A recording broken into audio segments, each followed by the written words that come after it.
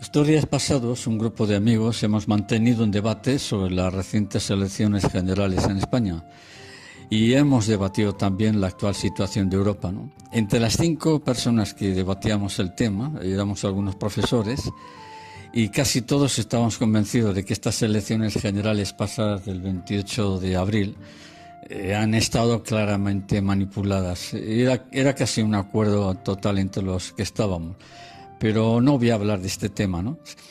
Lo curioso de esto radica en que varios días después de las elecciones generales, buscando entre los muchos apuntes de historia que conservo de cuando impartía clases en la universidad, resulta que me he encontrado un documento que prácticamente había olvidado y que al leerlo después de tantos años me ha dejado muy sorprendido.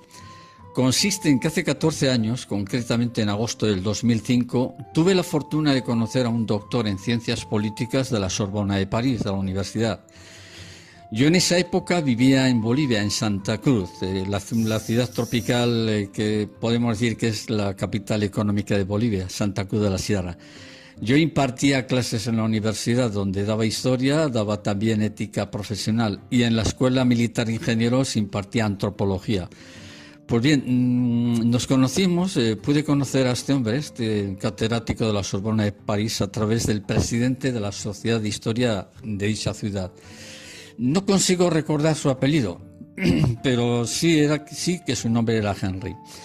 Estuvimos hablando aproximadamente una hora y aprovechando sus notables conocimientos en temas geopolíticos, le pregunté sobre cuál era su enfoque personal sobre la situación de Europa y en concreto sobre España, país que conocía muy bien.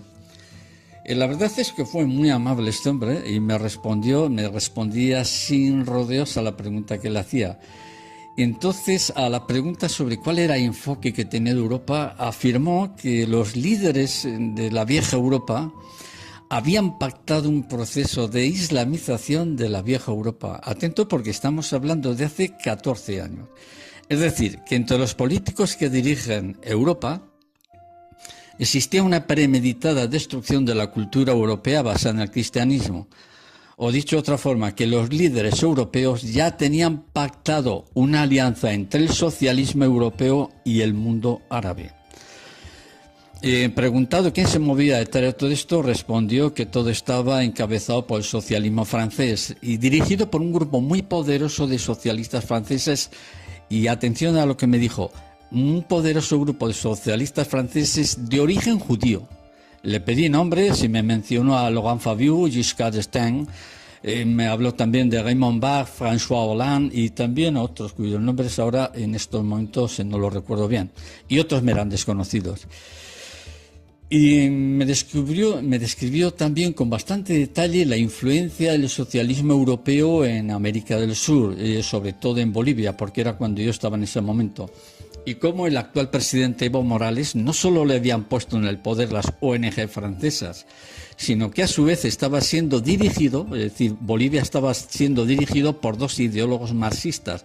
Uno era francés y el otro norteamericano, de los cuales mencionó nombres y apellidos, y que ambos los conocía personalmente.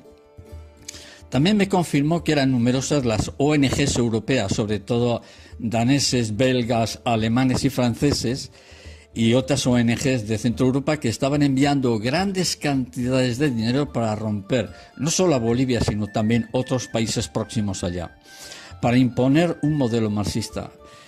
Le pregunté sobre la manipulación del sistema judicial en Europa y este catedrático francés me describió cómo el socialismo europeo estaba manipulando no solo la justicia, sino también la familia, apoyándose en esto en los grupos homosexuales, manipulando o comprando los medios de comunicación, así como potenciando la corrupción, la degradación, sobre todo de la enseñanza, y mencionó en este caso a España. Entonces, al mencionar España, yo ya centré la conversación en mi país, ¿no? Porque yo soy español. Y entonces, al mencionar España, le pregunté directamente sobre el atentado de Madrid del 11 de marzo del 2004. Es decir, estamos hablando un año antes, porque esta entrevista yo la mantuve en agosto del 2005. La respuesta fue muy directa, simple, y no planteó ningún rodeo a la pregunta que le hice, es decir, ¿qué es lo que él sabía respecto al 11M? Fue el atentado. Y la respuesta literal que me dio fue un golpe de Estado preparado para subir al poder a Rodríguez Zapatero, quien estaba apoyado en ese momento por el socialismo europeo. Sin embargo, lo que me dejó realmente pensativo al darme esa respuesta fue sobre el atentado terrorista de la estación de Atocha, cuando me dijo que nunca se va a poder demostrar quiénes fueron los verdaderos responsables, ya que quienes diseñaron ese atentado están tapados por la justicia, que ha sido manipulada políticamente, y nunca se va a saber quiénes fueron los autores reales de dicho atentado. Entonces sí, yo me centré en ese momento sobre ese tema, ¿no? Porque era muy polémico. Estábamos hablando un año después del atentado. Pero sí me dijo claramente que Rodríguez Zapatero no era nada ni nadie dentro del socialismo, pero que lo habían elegido por ser una persona fácilmente manipulable y obediente a las órdenes que recibía. Y que todos ellos pertenecen a logias muy poderosas de la masonería, y a su vez todos ellos estaban manejados por el enorme poder de los socialistas judíos franceses. Él de vez en cuando matizaba la palabra socialistas, pero socialistas judíos.